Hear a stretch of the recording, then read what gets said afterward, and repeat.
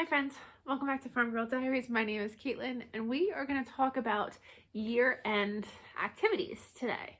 So it is after Christmas, a couple days before the new year, and as we wrap up this year, I was sitting here drinking my morning coffee, randomly thinking about all of the things that I need to do to wrap up this year, things I'm thinking about next year.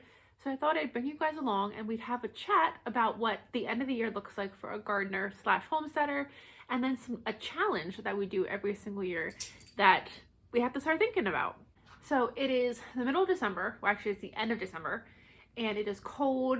We've had one small snowfall already, but it's cold and rainy and windy this whole month. It's been a cold month, and I am done.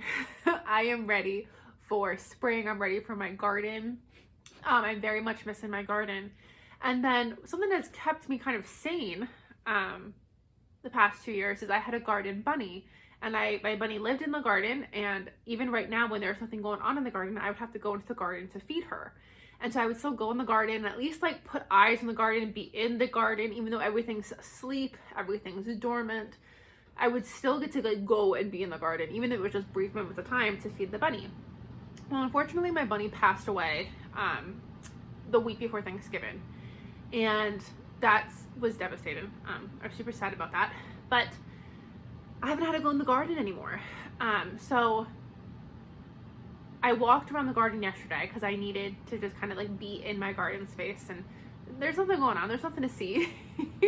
But I'm trying to think about what I want to do next year, and I'm starting to kind of make plans for that. I am going to get another bunny. As soon as it gets warm out, I'm going to get another bunny so I have another garden animal. But it's really been hard this year, having no reason to go to the garden. And even walking around yesterday was kind of silly. There's nothing to do. I just kind of walked around it. But I am thinking about what I want to do next year. And so that's something I like to do. I am off for this. I'm off from Christmas Eve to a couple of days after January, and I like to take this time to do some real planning for next year. So while I walked around the garden briefly yesterday, I was able to kind of sit there and think about where I want to put certain things, and then what plants I need to start, what I want to grow, how many I want to grow, etc. And so that's something that right now, even though we're kind of far out from starting seeds. I'm about a month out from when I'll start my peppers. At the very least, I start my peppers typically at the end of January. But we're a distance out. But it's still a good time as you're using up your items, as you're cooking with what you put away from last year, or if you're a brand new gardener and you want to start putting away stuff, you want to start gardening, and you want to kind of start putting away your own veggies, whether you freeze it or you can it, now's the time to kind of start thinking about what do you want to do. So when it's time to start plants, I want to start all of the plants. I see all my peppers and I want to start every single variety, and I want 20 plants of every single variety. And so in past years, I have started so many plants, and then when I go to put them in my garden, I don't have endless amounts of space. So I end up having a lot of plants that I don't use because I don't have a place to put them, and I hate wasting plants. It feels like I'm killing a plant. Feels like I'm kind of like I have free food, I'm just kind of throwing it away. So I really hate doing that. So I really try to plan when I start my seeds. I really try to plan exactly what I want. So for this year, I've been doing a lot of cooking this winter with bell peppers, and I realized that last year, even though I thought I put a lot of peppers back, especially a lot of bell peppers, I didn't put near enough bell peppers back. So this year, I'm making the thought that I want to plant, and I think I want to plant around 7 to 8 bell peppers so I can put a lot of bell peppers back, because I've really been enjoying them this year. And I think last year, every plant I grew, every pepper I was picking, most of them I was eating fresh.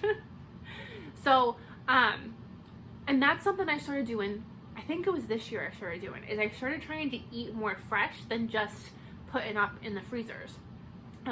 Typically my garden is not necessarily a fresh eating garden. I just don't have enough space to have, in my opinion, a fresh eating garden and what I call it the winter garden, because I eat all the stuff I grow, I eat over winter.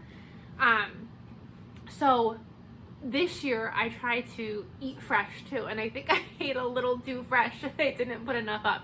So I'm making notes. I'm making notes that when I go into the freezers, I don't have enough bell peppers. So next year I need to make a lot. I need to grow a lot of bell peppers.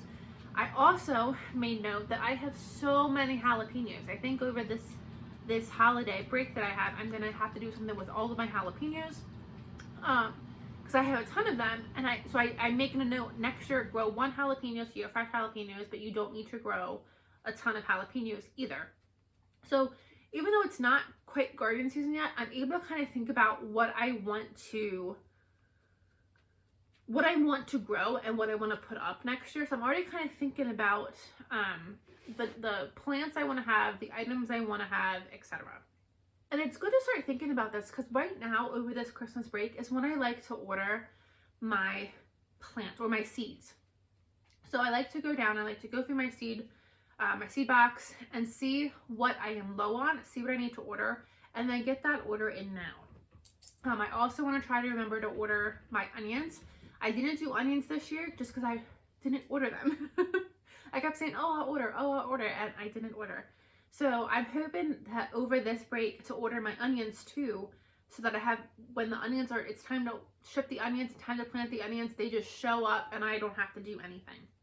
So over this kind of downtime, this quiet time, if you either are a gardener already or you're thinking about becoming a gardener, start thinking about, it's not too early to start thinking about what you want to do, what you want to plant, and what you want to harvest.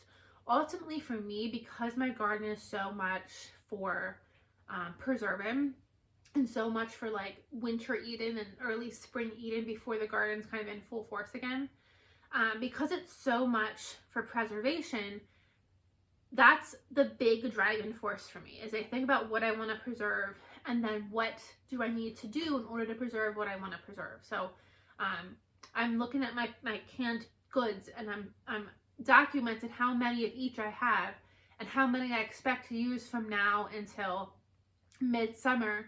And so I can make that note, okay, I'm gonna run out of spaghetti sauce, then I need to go ahead, I need to make sure I grow plenty of tomatoes so I can make a whole nother round of spaghetti sauce, that type of thing. And that leads me into my second item that we need to think about. So if you are familiar with 3 Acre Homestead, every year she does a challenge after Christmas, starts on January 1st, where you do a go to the grocery store, she calls it the 3 Rivers Pantry Challenge. And so you make up your own rules, but you don't go to the grocery store unless it's something that you have a rule for. So for example, I want to participate in this 3 Rivers Homestead Challenge. I've done it for the past 5 years.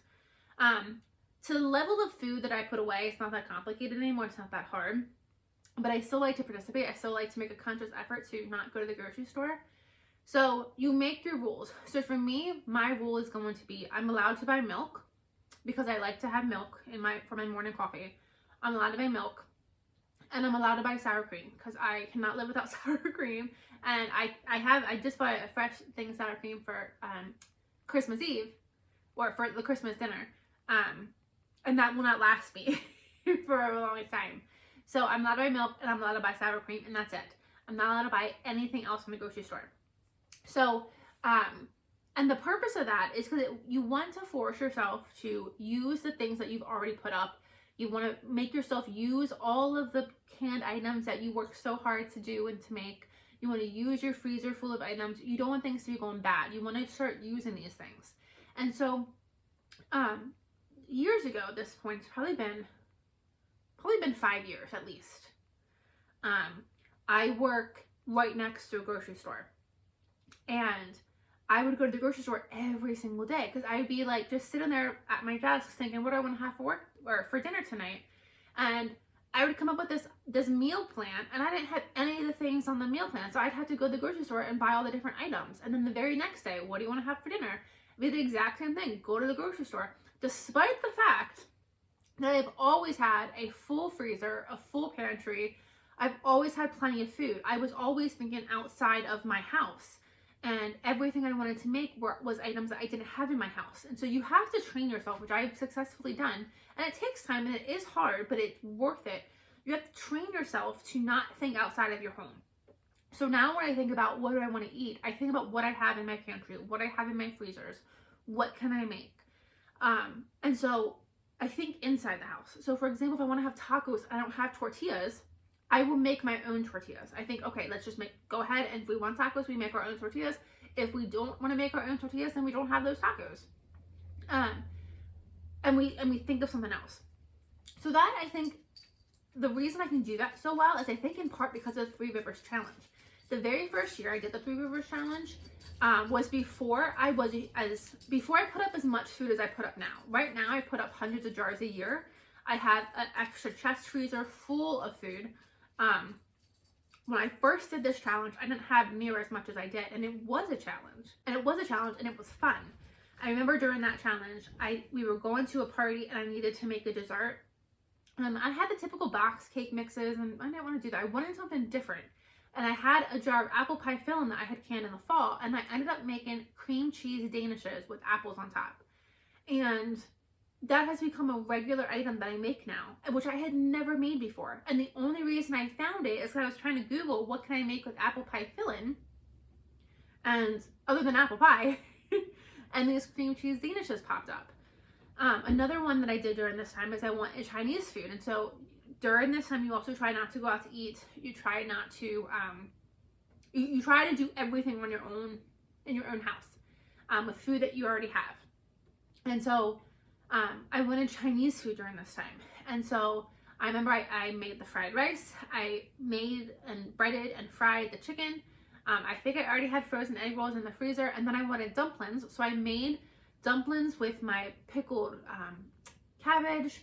I made the dough, and I got to try these different kinds of dumplings. Like one had the pickled cabbage, one didn't. We liked it better with the pickled cabbage.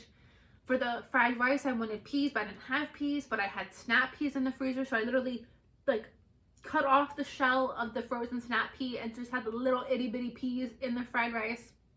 I worked really hard trying to like put together a full Chinese meal based on what I had, and I didn't have every item that you needed. I would have liked to go to the grocery store, but I didn't.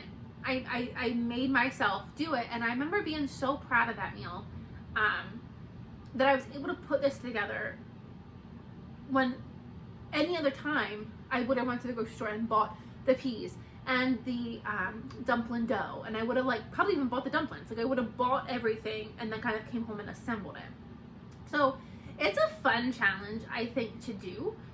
It's a way to use up your pantry. It's a way to use up what you've worked so hard to put up to make room for next year.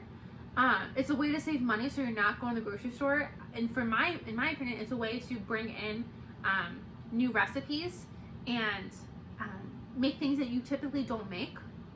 So I think it's fun. I think it's a fun challenge to do. So now that we're kind of at the end of the year, we're going to be starting that January 1st. Now, it also makes it harder for me because I do one of my big work trips in February. My work trip is 8 days long. And so during those 8 days, I do go out to eat every single day. I'm out of town. So I have to go out to eat every single day. And I will have to buy food to go on this trip. So you can make your own rules and your own allowances.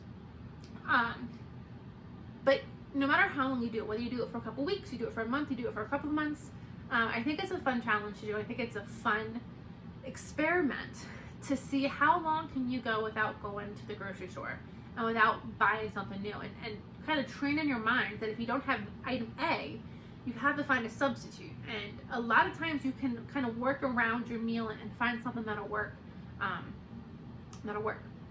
So that leads me to item 3, which I kind of touched on in the first item that I was talking about.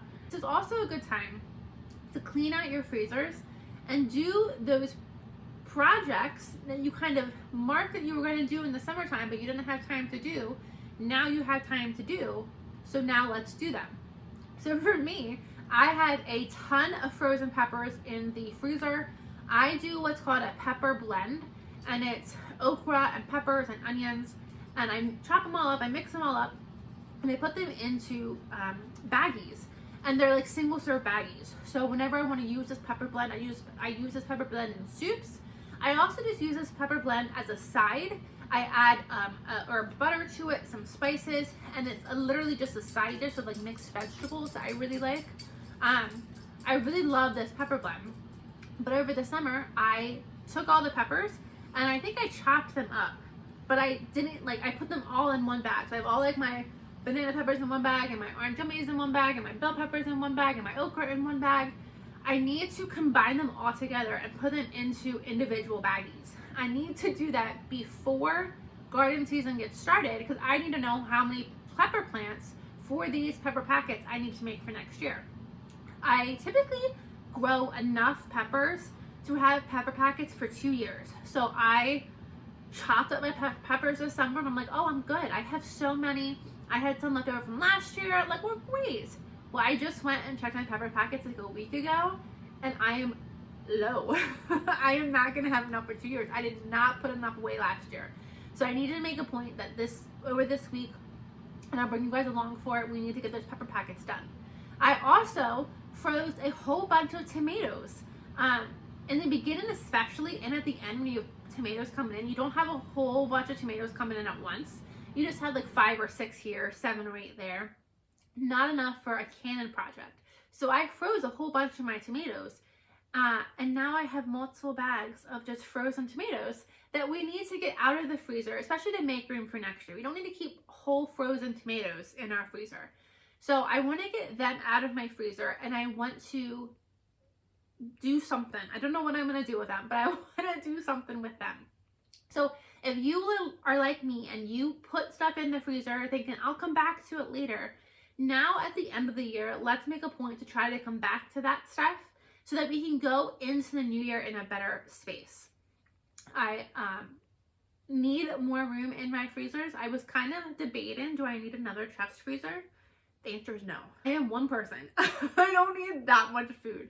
So I need to make room in the chest freezer that I have now so that I have room for next year.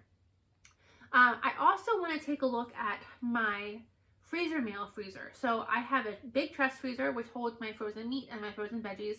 And then I have another fridge in my garage which has the top freezer part of it. And that freezer holds all of my freezer meals. So I have marinated meats in there. I have all of it is pre-made food that just needs to be thawed and cooked. And so I want to take a look at that and I want to see what do I need to make that I can have a frozen meal available for me in the future. So one of the things that I'm trying to get really good at, and every now and then I forget, is I try to make breakfast every single day. So I have a breakfast every single day. And for the most part, I'm pretty good. But every now and then, like Monday morning creeps up on me and I'm like, oh my God, I didn't make breakfast for the week. And then I'm not somebody who can go without a meal. So in that point, I either need to like stop at the store and buy a frozen breakfast, stop and get fast food, or I like to have frozen breakfasts, like frozen breakfast sandwiches on hand so that if I forgot to make breakfast, I can just go in the freezer, grab something, and take it to work with me. So I know I'm low on that, so I want to get some more freezer breakfasts or freezer breakfasts in the freezer. And then two, now that we're in like the dead part of winter, it's dark outside at night, it's gross. When I come home from work, it's already dark. I am not in the mood to like cook a big meal. Like, it's dark, I don't want to do anything. So I really like having frozen meals on hand right now, so I can just go pull something out of the freezer in the morning, let it thaw in the fridge all day long, come home, pop it in the oven, and I have a homemade meal. I don't need to do takeout, but I have a homemade meal that I didn't have to do anything for. And so what I like to do is, like, right now when I'm off and it's sunny outside, spend a couple hours in the kitchen doing those frozen meals so I can put them in the freezer and then I can pull them out when it's dark and I don't feel like cooking. I am definitely somebody, I've always said I'm like a bird. If you have a bird, like if you want them to go to bed, you put like a sheet over their cage and you trick them into thinking it's nighttime. I am like that. If it's dark outside, it's nighttime and I am not going to do anything. So that's another thing that I want to get done here at the year end. So I kind of go into January. And then two, we're going to be, the next couple weeks are going to fly quickly. Like I said, I'm getting ready to go on an 8-day trip.